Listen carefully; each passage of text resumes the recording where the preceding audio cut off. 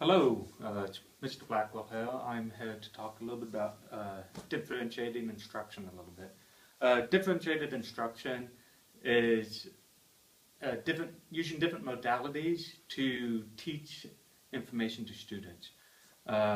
It's not doing the same thing over and over again. We're trying to use different things to be able to reach different students. Some different modalities that might be used in instruction might be something like vocab matching, where one is trying to match words together.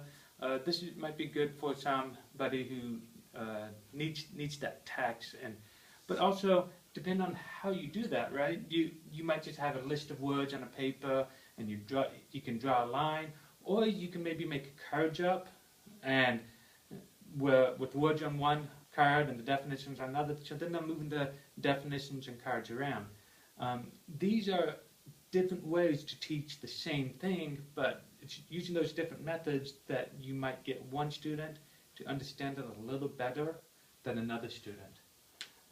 So in math, we try to use different ways to explain different math concepts, and sometimes we talk about a multi-representation web. So oftentimes we'll talk about a scenario or the dreaded word problems, but we'll also, the most common thing when people think about math is the equations, but we also will use graphs and tables, and all of these are different visual and different ways to explain and show what is the concept that is being taught, and what matters to it.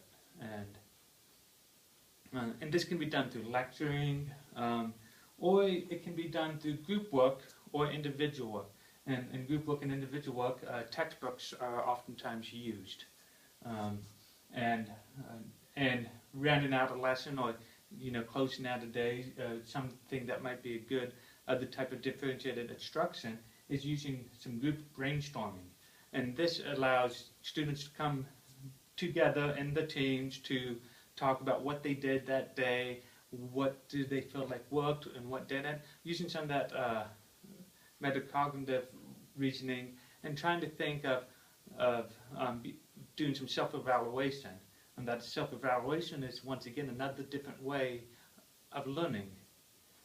Or they may swap some people from their team to go to another team and change out some others to get a different viewpoint than those typical team members. Another one, even in math, sometimes you can do something a little kinesthetic, get some people moving around some. One example is just earlier today I was doing a lesson where I was talking about dilating a quadratic equation, and we were talking about vertical stretching or compressing.